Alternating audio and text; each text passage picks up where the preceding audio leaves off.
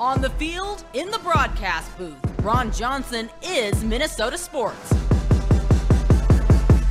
One-of-a-kind opinions, big-name guests, the teams you care about every day. It's the Ron Johnson Show, part of Locked On Sports Minnesota, and it starts now. Welcome to the Ron Johnson Show. I'm your host, Ron Johnson. Originally, I was going to come out with like a song. I've been waiting for this moment my whole life or something, but I'm not a singer. My wife will tell you that. My daughters hate it when I sing. It embarrasses them. It's my go-to when I want to embarrass my kids. But I'm your host, Ron Johnson, and this show is going to be informative. It's going to be fun. It's going to be laid back, and we're going to talk a ton of sports, of course, but we're always going to hit on the hot topics. Again, this is going to be the place where you're going to want to get your podcast. But first, a word from our sponsors. This is the time of the year I've pretty much given up on all my New Year's resolutions.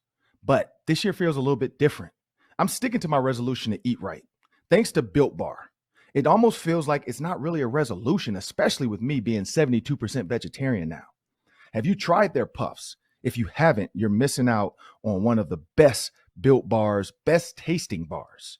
Puffs are the first ever protein-infused marshmallow. They are fluffy, they're marshmallowy. They are not just a protein bar, they're a treat. And they are covered in 100% real chocolate. Puffs are a fan favorite. I mean, I was a fan favorite with the Gophers, so I can understand where Puffs is coming from. They have some incredible flavors. Yummy, cinnamony churro, coconut marshmallow, banana cream pie. You name it, they got it. Man, so good. These are going to be your new favorite. Go to BuiltBar.com, scroll down to the macros chart, and you'll be blown away by their high protein, low cal, high fiber, low carb bars. Most Built Bars contain 130 calories, 4 grams of sugar, 4 net carbs, and 17 grams compared to the normal bars that usually have around 240 calories. They have delicious flavors coming out all the time, new flavors every week. You check it out, might be monthly, weekly, but you got to check them out. At Built Bar, they are all about the taste. They make it taste delicious first, then they figure out how to make it healthy. And I don't know how, but somehow every time they pull it off. Offer. Go to BuiltBar.com. Use promo code LOCKED15 and get 15% off on your order. Use promo code LOCKED15 for 15% at BuiltBar.com. Now, as we jump into the show, there's a ton of sports that happened this past weekend. You got the men's Final Four, you got the women's, but I want to focus on some other things within that show. But before we do that, let's bring in Sam Ekstrom. He's the producer. He's the one making everything go. Sam, women's Final Four, men's Final Four, but more importantly, Diana Taurasi and Sue Bird. For me, I'm a TV guy, working on a lot of different Viking shows, Gopher shows. So I've always been told, be careful of what I say. I've once, and I don't know where the video is. I don't know if I ever show the world, but I might show you guys. When I first started in this business, probably 8 to 9 years ago, I made the mistake on the telestrator of drawing a penis. I somehow drew a penis on the screen. I did not even know it. That's what made it even funnier for everybody else except for me. I had no idea why people were laughing. Twitter was blowing up, of course, screenshots, all that stuff. The network told me move on. They're like, just move on. Just keep going. We'll tell you at the end what happened. And I could not figure out what people were laughing. Well, I circled Julius Peppers. I circled another linebacker, and then I drew a straight line, but from the both of them to the quarterback. In my mind, it just looked like a normal sack blitz. I drew a penis. That's what happened. I tried to say it was a dolphin on Twitter because people were telling me what it was. I'm like, no, that looks like a dolphin. At the end of the day, yep, I was one of those guys. Thank goodness 8 years ago, Twitter and my following wasn't as big as it is now, because if 21,000 people happen to see me draw a penis, I probably wouldn't be able to live it down for at least a week. But Diana Taurasi, she didn't draw a penis. She talked about one at length. Literally. So the comment she made on the live broadcast, the simulcast, was about the Gamecocks, South Carolina, and how long their defenders are. And everybody, to her credit, was using that same term, the length of the Gamecocks. It's crazy. It's crazy how long their guards are. They frustrated Louisville's Haley Van Lith. They just constantly talked about it. But then, of course, after a couple sips of whatever was in that red Solo cup, she said, yeah, there it goes again, which a girl had made a steal in that game against Louisville. And she's like, man, the length of the cocks, it's crazy. And of course, Sue Bird and Kelsey Plum was the other person on the show, just could not hold their laughter in. Sue Bird covers her face. And then you notice the next, now this next game, she does it again, but she makes a comment about some other stuff. So my question to you, Sam, Peyton Manning, we know him and Eli have a same deal. They have a simulcast for Monday Night Football. Do you think, and Twitter loved it. Twitter was making all kinds of jokes. Everybody's joking with them. But do you think Eli and Peyton could have gotten away with that if they had made that same type of comment about a woman's anatomy on ESPN? Well, that is a very nuanced question for me to make my first contribution to this show. I think that Peyton and Eli can get away with a lot on that show, but I could absolutely see where that would get them in some trouble.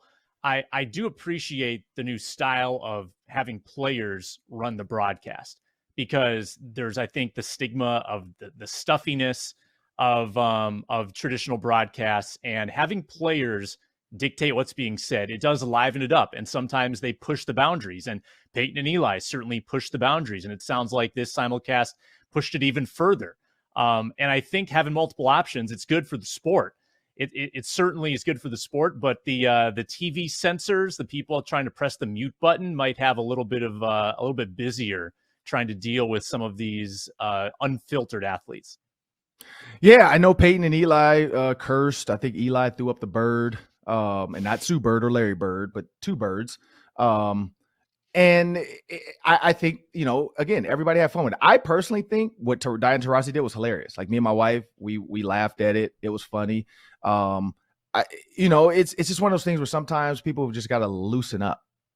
She was, she just shortened the Gamecocks to just the Cocks, but it's fun. It's her having fun. It's her, Twitter. I think that's probably the biggest, Twitter reviews and all that stuff that the women's Final Four and championship probably would have gotten. I mean, they would have gotten big moments, the crying of the girl from South Carolina. She cried last year when she missed a shot to lose the national championship. And then this year she just dominated. And, you look at all of that stuff, I think that added to it. Sue Bird and Diana Taurasi are two of the best players. I'm a huge Diana Taurasi fan. I loved Diana Taurasi back in 2002 when I was because I was leaving college in 2001. So I remember Taurasi winning the championship.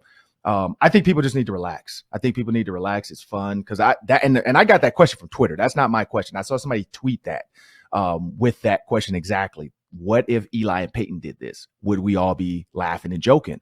And when I saw that, I'm like, man, that's a good question to start the show off with, because I don't know. I personally would still laugh. Like, I think there would have to be some, like you said, nuance. There would have to be some massaging of the question, and no jokes about Deshaun Watson. That was not a joke about him, no pun intended. But you have to massage that question or that statement, whatever it was going to be, to make sure it's not bad. But at the end of the day, life's not always fair. It's not a two-way street. It's not always going to be one. Everybody should be able to do what everybody does. That's not how this works. They can get away with it. Great. It gets it done. But I enjoyed it. I'm looking forward to the men's championship. We'll talk about a little bit more of that at the Daily 3. But let's talk, before we get Gabe Henderson on later in the show, let's talk a little Vikings, Sam, because this is a sports town that I saw tons of tweets about Paige Beckers in UConn and how if she wins a championship, does that count for Minnesota? Minnesotans, I feel like, are always trying to put themselves in the championship conversation. You look at Tyus Jones. Not Trey. Trey Jones is little brother, but Tyus Jones. He wins a championship at Duke. Minnesotans try to claim that. Gary Trent Jr. when he was at Duke as well. You look at Kevin Garnett with the Celtics even. I remember people trying to, still claim KG, and he won with the Celtics. No, it's not a Timberwolves. You don't get a piece of that ring. You don't get one diamond off of it like your Thanos.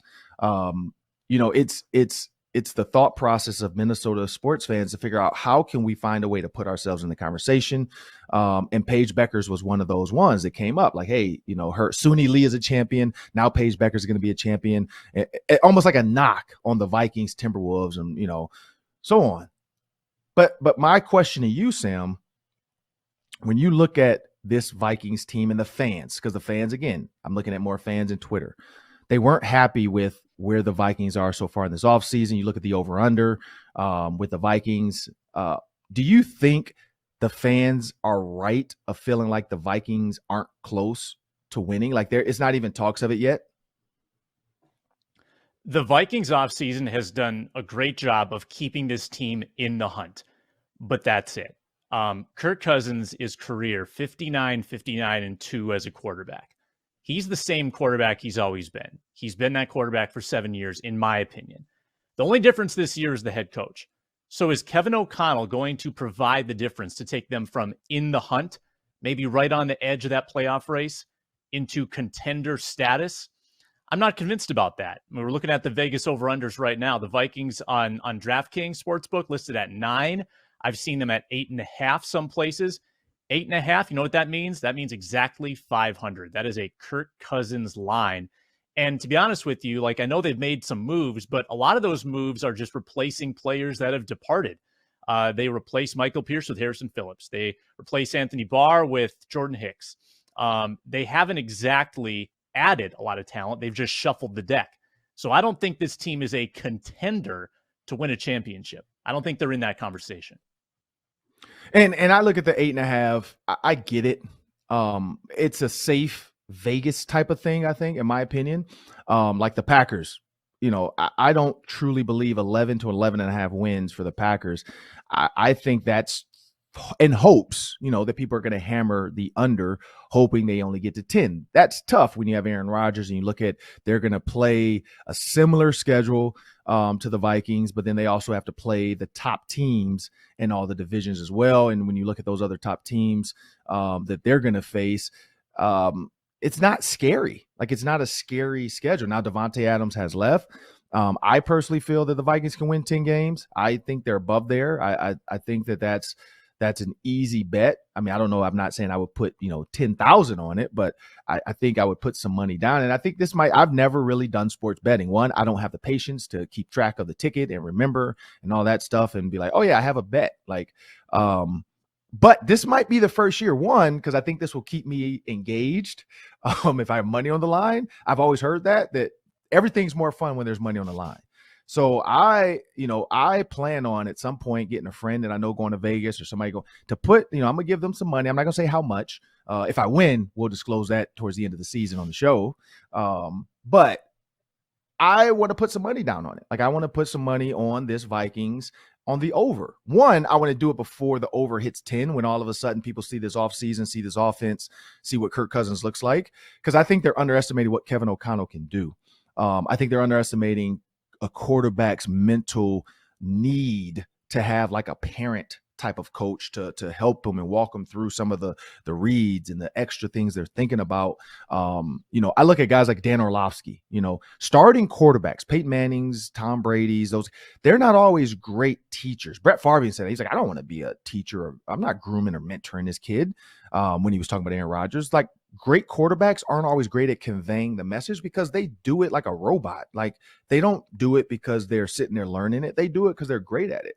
But guys like Dan Orlovsky, who have to learn a little bit more, who have to try a little bit harder and stay in the playbook and know more, just stay on the team, like a Kevin O'Connell as a backup quarterback. Those are the guys, like a Sean Mannion. That's why they always say, man, backup quarterbacks are going to be the best head coaches or coaches later on if they decide to, because of that. Frank Wright, another one of those. He had to be a backup for a while. He did have some moments where he, got to come in and make some plays. But again, another backup quarterback who just, learned and soaked it all in. Gary Kubiak, another backup. That's where you look at, I think Kevin O'Connell was going to be that guy. He's another backup quarterback who has a ton of smarts when it comes to the game, knows how to operate within that quarterback room. But that's going to be the fun part, But I think as this season goes, fans are going to open up a little bit. Now, if they come out and lay an egg, hey, I will swallow my words. We can replay this clip and I will say, yep, I was wrong. My wife would love for me to say that because she relishes in the days I admit I was wrong. So I'm more than willing to admit I was wrong, but I think 10 wins, I think that's going to be a sweet spot for the Vikings. And then, of course, it's how they play the Packers. And coming up on the Ron Johnson Show, we got Vikings insider Gabe Henderson, North Carolina native. So we're going to get a take on basketball as well, and Kirk Cousins, of course. But first, a word from our sponsors. Thanks, Ron. BetOnline.net is your number one source for all betting needs and sports info. Find the latest sports wagering developments, including odds on the Masters. What is Tiger Woods going to do? We all want to find out. They've also got podcasts and reviews for all the different leagues this season. BetOnline is your continued source for all sports wagering info, including live betting, esports, and scores. Head to the website today or use your mobile device to learn more about the trends and action. BetOnline, where the game starts. And now we're going to have Gabe Henderson. He's a Vikings Entertainment insider. He does it all for the Minnesota Vikings. He's my friend as well. We have some basketball stories. We won't get into those this week, but at some point, got to tell some Gabe Henderson basketball stories as well. But I know Gabe Henderson is a basketball fan. Gabe, welcome to the show.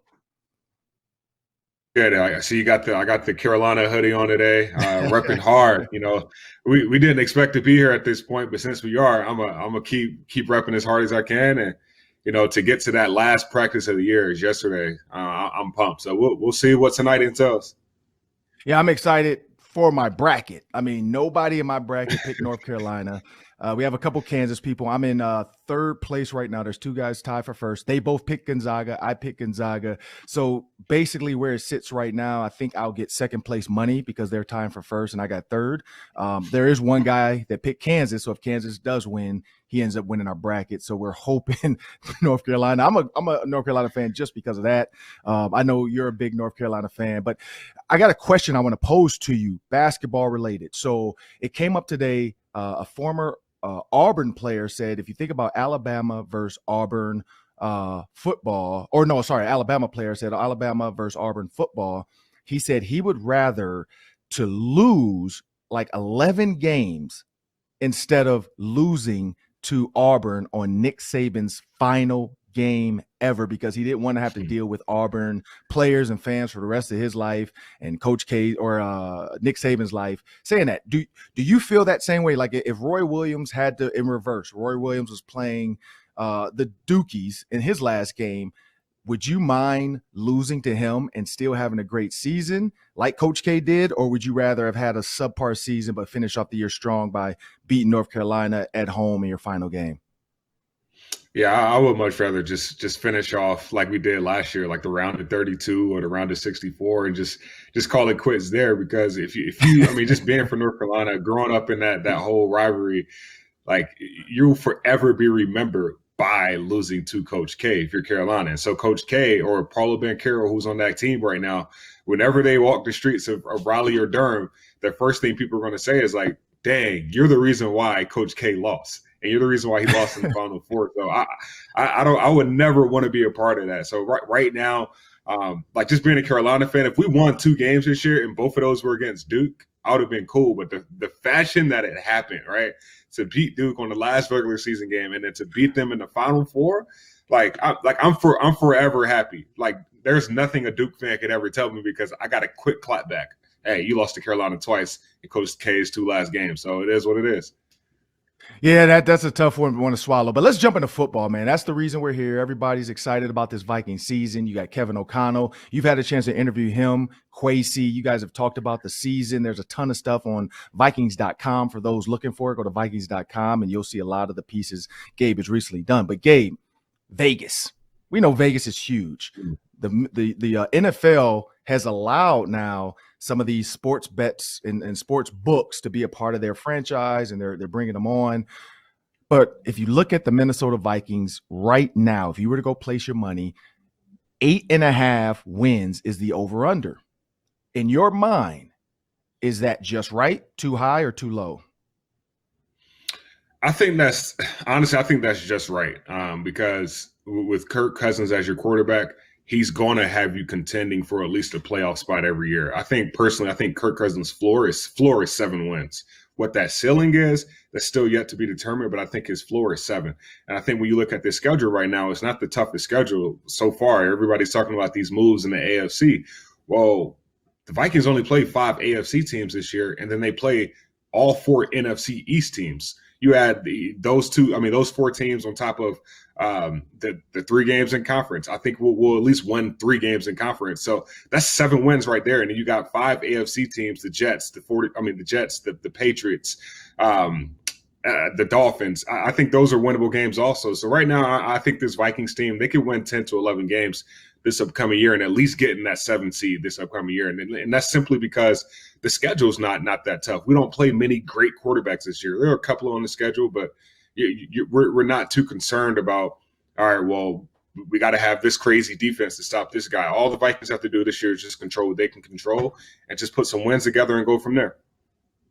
And you look at the Packers, everybody thought Aaron Rodgers might retire. He comes back signing one of the biggest deals in NFL history.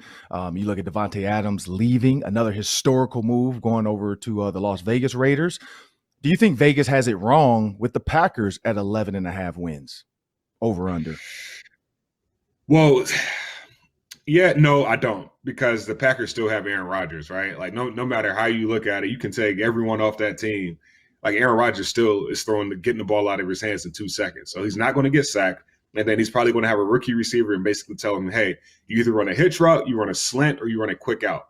And we can get 5 to 7 yards and continue to nickel and dime down the field and go from there, because Aaron Rodgers knows defenses in and out. So we know this is a quarterback-driven league. And if we were talking about Aaron Rodgers left and Devontae Adams stayed, that would have been a whole nother conversation, because who's going to be on the same page as Devontae Adams? Who's going to be on the same page as the rest of his offense? And Aaron Rodgers understands the game, and just having him as a quarterback back there, I think that's simply enough to get you at least 11 wins. So I think that's right on par for what I'm thinking too. I think the Vikings do sneak a win like they do every year with one of those, 6 losses in that sense, but 11 wins, that's a good over-under.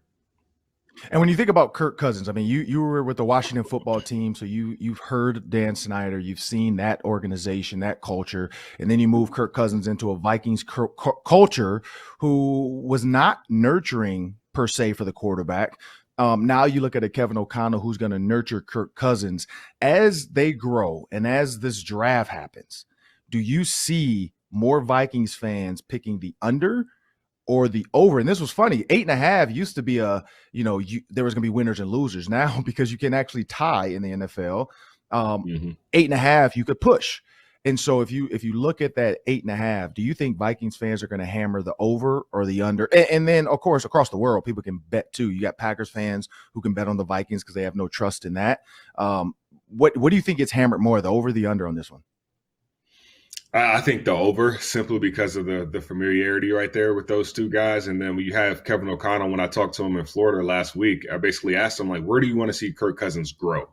And basically he said he wanted to see Kirk Cousins take over the offense. So when Vikings fans hear that, that's what we've been asking for literally the last 2 or 3 years. So when you have a quarterback coach or a head coach now that's been with Kirk, that understands how he operates, understands his strengths and weaknesses, and he says, okay, well, now with everything that we talked about, we want this offense to be his. We want him to control the plays at the line of scrimmage, understand the scheme of the game. And then when we come back into the meeting rooms, it's just like, Kirk, why did you do this? Why'd you do this? What did you see here? Instead of, hey, Kirk, kind of, holding his hand and pulling him through certain situations. So I think that simply alone with Kevin O'Connell saying, we're going to put this offense in Kirk's hands and run it through him, I think that's making a lot of Vikings fans happy, simply because we know Kirk is a veteran quarterback. He's the most accurate quarterback. The only fault against him is that he doesn't improvise. So now you have a coach that's saying, okay, we want to make Kirk improvise. All right, let's see where the chips may follow. Yeah, and so you look at the rest of the NFC North, the way Vegas sees it: Packers, Vikings, Bears, Lions. Do you think that's lazy because they're just doubting the Lions and it's easy to do that? Or do you think that's pretty accurate, that the Lions, with Jared Goff as they stand, with Campbell, the way, they're trying to get going, we understand what they want to be. Do you think they're still the basement of the NFC North? It's between them and the Chicago Bears, right? And if just being a Vikings fan, you gotta argue that the Chicago Bears are right with them, because we lost to the Detroit. Well, the Vikings lost to the Detroit Lions last year on a walk-off touchdown to Jared Goff. So that's confidence right there. And you look at that and you say how they finished their season off. Okay, well they're looking to build on that. And Detroit is Detroit, Ron. You're from Detroit. You know better than me. But just from outside looking in, Detroit is going to be Detroit. But with Chicago still having a rookie quarterback, you look at that and say, okay, well, a sophomore quarterback in Justin Fields was the coming year. How are you going to build the pieces around them? They got 2 or 3 linemen that have went to different teams. So how are you going to build an offensive lineman to keep him upright and let him make the plays down the field? And then with that, who is he going to throw it to? So the Lions and Bears, I will put them at the bottom tier of the division. But right now, I would probably give it to the Lions with that 3rd seed. And I know that's probably a hot take, but I think the Lions will be the 3rd seed in the NFC North this year. Oh, okay. I like that one. Lions jumping on top of the Bears. Gabe Henderson off the top rope, WrestleMania. All right. So when you think about this Vikings team, the NFL draft, put your GM hat on. I know you've been around the building. We interviewed Ryan Manis as well. You signed Zadarius Smith. So originally everybody was edge rusher. Some people still, ESPN still has them getting an edge rusher in the first round. But you look at Hunter came back. You look at Anthony Barr is still out there. If I'm Anthony Barr, do I take $2 million, $3, $4 million and say, let's just go try to win a Super Bowl? Or do I try to go get me another payday? If you're the GM, Sauce Gardner says he's the best player in the draft. He probably won't be there because he's building a resume. What do you take in the first round of this NFL draft? Cornerback, no doubt. I'm going cornerback, and I think that can either be a Derek Stingley Jr. or a Trent McDuffie from Washington, or if you want to trade back, Kaiir Elam will be there from Florida. I'm a big Kaiir Elam guy. I know we talked to Jordan Reed a couple of weeks ago. Him and I were talking off camera before the interview, and Kaiir Elam reminds a lot of people of Xavier Rhodes. He's 6'2", about 205, can play press man. He has to work on his hips a little bit, but you have a guy in Durante Jones at the Vikings DB coach who has been proven to develop young rookie cornerbacks. I think that pair will mesh really well. But if you're going best player available, I think Derek Stingley Jr. will be there. And the fact that the edge rushing pool is so deep this year in the draft, you can still get a quality edge rusher to learn from Daniil and Zadarius in the second round. So I don't think you go defensive end in the first round unless there's just Kayvon Thibodeau, if he just continues to slide down. If somebody that was supposed to be in the top 5 continue to slide down, other than that, you got to go corner. I mean, we still only have P2 and Cameron Danson on the roster that have had significant snaps. You have to have someone that can compete with the other side of the ball opposite of Patrick Peterson. So you go cornerback for sure. If I'm a GM, I'm going cornerback for sure. And looking at these offseason moves, I mean, the Rams now add Bobby Wagner. Vikings fans, I think that was the big thing. They were looking for a splash move like that. They were hoping something different out of this regime because they were so used to seeing the basic pieces and the moves. But when you're looking at building this team, I think they call it a competitive rebuild because they have the pieces in place to win a Super Bowl, and now they just need to add the next ones. Do you understand the frustration of the Vikings fans, or because you're so new, you're just like, look, I think this is going in the right direction? It's a happy medium, right? Because you look at the first few days and you look at the Jacksonville Jaguars or not Cincinnati Bengals, but the Las Vegas Raiders making all these splash moves, and you say, what are the Vikings doing? And then you wait another week, and then that's when some of the moves start to take place. I think Harrison Smith is a great piece to the puzzle. And then you get Zadarius Smith and then Patrick Peterson. You lock down one side of the defense as far as the quarterback perspective. So there are moves being made, but I do understand fans' frustrations of, all right, well, why aren't we signing this guy? Well, when you look at the cap situation, we were in the red. And now that Kwesi and Rob Brzezinski are starting to, get rid of some players and, free up some cap space, that doesn't work in our favor simply because by the time we're freeing up cap space, a lot of those other guys are going off the board. So it is what it is. We're not the Patriots. The Patriots haven't made any moves this year. So I think we're doing a little bit better than them. But at the same time, I think Vikings fans should, I understand their frustrations, but still they should be a little patient in this process because the moves or the pieces of the puzzle are starting to come into place. And I know it's been slowly, but honestly, it's been surely also. The pieces of the puzzle are starting to fit in. And now you look at that and say, okay, if the free agency period is done, we've definitely got better on defense. Now we got to continue to do so in the draft, and hopefully some of these first-year and second-year guys that's already on the roster, hopefully they make that new jump with this new regime here in Minnesota.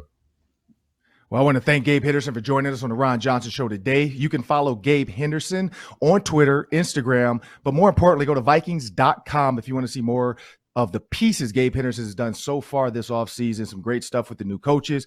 Gabe, I want to thank you for joining us, man. Hey, go Hills. And coming up next, we're going to have the Daily 3. That's 3 questions, 3 minutes. Sam Ekstrom, take it away. All right, you touched on it in the open, but the Women's National Championship concluded Sunday night in Minneapolis, South Carolina, the victors. Men's Final Four tipped off in New Orleans on Saturday. Kansas rolls over Villanova, and then an instant classic between Duke and UNC. Which of the two tournaments has kept your attention more? Oh, man, that's a tough one. I'd say if I were to have the Final Four of Ron Johnson's entertainment patience, I guess you'll call it, entertainment length that I could sit there and listen and watch, I'm going to go with Duke and North Carolina's game 1. I'm then going to go to the national championship women's UConn, South Carolina. I'm going to go to UConn in their Final Four matchup. Then I'm going to go to the women's second Final Four, and then I'm going to put Kansas Villanova down at the bottom. I think it's an eclectic group of games. But Villanova, we know that, when that kid tore his Achilles, that was going to be tough. Like, that was going to be tough on that team, and you saw that with Kansas. Kansas slashes, they run. When they touch the ball, it's go, go, go, get up the court. It's kind of like Wendell Moore for Duke, same thing. He gets the ball, he gets up the court fast. Both the guards at Duke get the ball, get up the court fast, and that's where Villanova struggled. I think if Villanova had played any of these 3 teams that were left, they would have lost with the guy, with that group they had. When you don't have your other guard, it just can't get it done. Now with the girls, the women, Paige Beckers, that was the story, especially for a Minnesota guy that knew her at Hopkins. I knew her when she was in the 6th grade, even playing Little League because of her brother and his friends, Drake Dobbs, and those kids that played at Eden Prairie for youth basketball. That for me, that kept my attention. My daughter, she was excited to watch it. Watching Dawn Staley and just the amount of time you look at Dawn Staley and what they did as far as breaking down her outfit. Now, when a coach shows up in a $10,000 or $7,000 designer suit, nobody says anything. It's a great suit, coach. I saw somebody tweet about her Louis Vuitton jacket and shoes that they were $5,000. And, that's just another way to show everybody how much money you have on TV. No, it's not. That's just her outfit. Like, the only reason is because there's a label. You can't see the Hugo Boss or whatever's in coach's blazer. I think that's the problem sometimes with male versus female sports is people find ways to nitpick on stuff they wouldn't the other. And it's both sides. Like when the men cry for fouls and all this stuff, people, why don't they just shut up? But when, the women go to the ref and they say something, whatever, everybody's like, yeah, they're getting knocked around. Why are they letting her beat her up? What I've learned in this world is nobody's happy. Nobody's happy ever. They're always going to find a way. But my attention, I think that's where I rank it. Like, I don't think either really captivated me more than the other. I just think different games. But Duke definitely took the cake in that finish from North Carolina. Final 7 seconds of the timer. Who wins tonight? Kansas, UNC. UNC. I hope because of my bracket, but UNC. All right. A lot of other crazy stuff going on in Minnesota sports as well. The Wild have won 9 of 10, crushed Washington yesterday in the nation's capital. The Wolves roll over Houston. They've got 3 games left, and they're still pursuing that number 6 seed with Denver just continuing to win as well. So which playoff push has your attention more? Is it the Wild or is it the Wolves?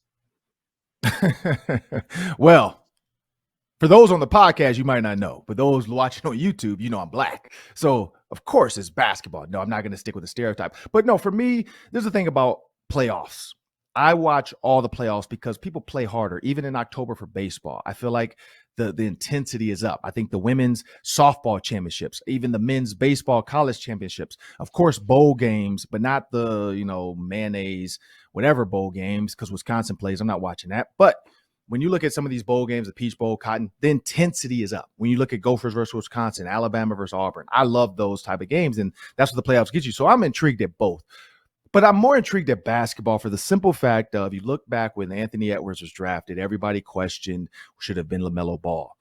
Everybody talked about the Timberwolves being cursed They'll never win anything. Until they apologize to KG. There was all these things until they apologize to KG, or until they, do this for KG or whatever, until they do this, they're too cheap, until Glenn Taylor leaves, which, well, maybe that one did work. You add A-Rod, you add Mark Laurie, and they're in the playoffs. But I think Anthony Edwards, Karl Anthony Towns, and Russell, I think that's a formative big three. You look at the play-in tournament, not a huge fan of it. I do like it for the simple fact of it's going to be intense, a small, intense 4-way tournament, because guys are trying to make sure they're in the 7th seed and then they're in that 8th seed. But I think that's unfair to the team that finishes 8th, because now you have to play not 1, but 2 games just to retain your 8th spot. And you might run into a team that all of a sudden gets healthy and hot. But I am more intrigued by the Timberwolves. Basketball to me is exciting. I love Anthony Edwards. I love Karl Anthony Towns. I like D'Angelo Russell. I don't love him, but I do think he adds to that when you look at when those big three are all rolling, like against Houston, or, you look at some of these highlights. It's a good team. I think people should give credit to Jimmy Butler. The Miami Heat are the number 1 seed right now. They are taking to his, style of leadership, but I do think he helped Karl Anthony Towns come out of his shell, to be that monster, to be that angry guy, to be the guy that's willing to be the villain. I think, Karl Anthony Towns says he's the villain too much. Where you look at real villains like Dennis Rodman, he doesn't tell you he's a villain. He's just going to do villainous type stuff, rebounds, dirty work. That's where Karl Anthony Towns does get his work done. But, stop telling us you're the villain. Just be the villain. The Joker didn't have to say I'm the Joker and I'm bad. He just did what he did. But when you look at the Wild, I will say this: adding another person in that net, I think that's going to help them, because we know a goalie is just like a pitcher. Whoever's having the best night, if you can stop them on 30 shots on goal, you win the game, because it's scoreless, or you go to a shootout and then you still have to try to win it. But that's, I'm intrigued with both, but the Timberwolves have my attention. I will say, I love this Timberwolves team. I think the Wild have a better chance to actually win the Stanley Cup. Next topic, on Friday, the Vikings signed guard Chris Reed, Mankato alum, 3rd interior lineman they've signed this offseason. Chris Reed, Jesse Davis, Austin Schlottman. So do you actually feel better about the Vikings guard conundrum than you did when the offseason started? Well, so I don't want to, there's this thing about overreacting or underreacting, and that's the two. I don't want to overreact to some of the tweets I'm seeing about Jesse Davis, because when players leave, people always hate them. If they do something when they're there, people hate them. Like, people blamed him for Tua and some of his injury stuff and his lack of pocket protection. But I also don't want to overreact to that, because was that a scheme issue? Was that a coaching issue? We know the Dolphins' offense was anemic at times, and just, you look at those weapons. People joked about Tua not having a strong arm, not being able to throw it 65 yards with somebody coming down in his face. Where Justin Herbert can get that done. I mean, we've seen that video of him almost getting blown up and still delivering an absolute strike down the field to Mike Williams. So I don't want to overreact to that. I also don't want to overreact to the fact that they're adding guards. I don't want to underreact. I think it's a key piece. I think what we're getting, I am excited to see this battle. I think Jesse Davis steps into the starting role right away in training camp, because somebody has to be one. You look at Ezra Cleveland. I think, figuring out where he fits best. This is my thing about Jesse Davis. If he can stand there and hold a guy up for 3 seconds and not be put on skates, then I'm fine. Because we've seen too many guards come in and go, and they get put on skates, and Kirk Cousins has a guy in his lap. I'm interested to see what Kevin O'Connell does to even help that. Like, do you go more Matthew Stafford in the gun? Kirk Cousins spent a lot of time under center. We know maybe he should be in the gun. Maybe that's a better way to not have to, sit there and have to always drop. We know you have to get under center every once in a while to run the ball, but the Rams ran the ball from the shotgun. You can run the outside zone from the shotgun. You look at the 49ers, same deal. You can run the outside zone from different looks. So that's going to be the key, is where do these guards fit? What are they asking them to do? Are we going to see screen game? Rams didn't have a ton of it. They were more, their screens were more horizontal shallow routes with the receivers. We saw it like the one OBJ got hurt on, double shallows. Like that's kind of the thing that like where it's like the quarterback can just back up 5 steps. As those shallows clear, you're picking the best option of the two crossing. One sits, one keeps going, both go. They can wiggle and go back. I mean, there's a ton of things that we saw the Rams do with over the top stuff. So I'm happy they added guards because at least they're looking at what they need to add, and we're not going into the draft needing to draft 4 offensive guards in the NFL draft. But I'm not going to get overly excited about it because guards, you never really know. Like the best guards are the ones you don't hear from until they make a big play. Other than that, like Quentin Nelson, if it wasn't for being mic'd up in some of the big crushing hits, we wouldn't know Quentin Nelson. So I can't get excited about a guard. I just hope that they come in and do what they're supposed to do. Probably upgraded over Oli Udoh, who had 16 penalties last year. All right, no clock on this one. That. I just want your knee-jerk reaction. Tiger Woods tweets, he is a game-time decision. There's the tweet right there. Game-time decision to play in the Masters. Real quickly, what is realistic to expect from Tiger? I think he's going to, I think it is what it is. Game-time decision, I've been there. I know exactly what that feels like. I mean, I've been on the sideline as a player. I've been there as a coach. And I've been there as an analyst, and I've watched players warm up. I was a sideline analyst for the Gopher Indiana football game, and I watched some of those players come out and warm up and, see if they could go. And then they're, working with the trainers. I've personally done that after surgery. I had surgery on my knee. I tore my meniscus. I had to have surgery. After about 6 to 7 weeks, came back. Every game I was out there working out, warming up, trying to see if I can go. And then I would give my thumbs up or thumbs down. Like, can I go? Can I not go? Sometimes I would push myself past where I had to go, but I was young. I was under 25. Tiger Woods is a millionaire, darn near a billionaire. So is he going to risk his health if he doesn't feel 100%? No.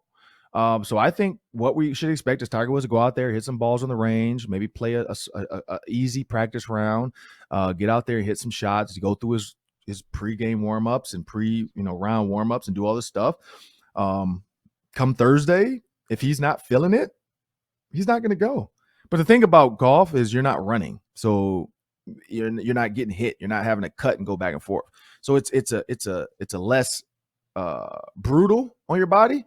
So I think we're going to get out of Tiger Woods what he wants us to get. I think also he's just teasing us to show sponsors I still have a hold on this game. Like, I am still a big deal. Don't forget about me, because a lot of people forgot about Tiger. It's like Dr. Dre says, don't forget about Dre. You can't forget about Tiger.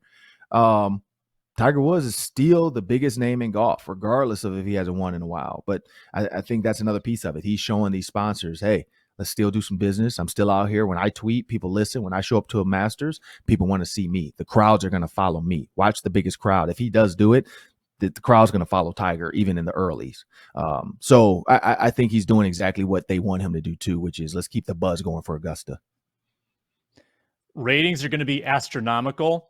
I think it's an accomplishment if he makes the cut and plays on the weekend. Yeah, we'll see. We'll see. Well, that's the first edition of the Ron Johnson Show. I'm your host, Ron Johnson. That was Sam Ekstrom. I want to thank you guys for joining me, and be sure to subscribe on YouTube or find us wherever you get your podcasts. Thank you.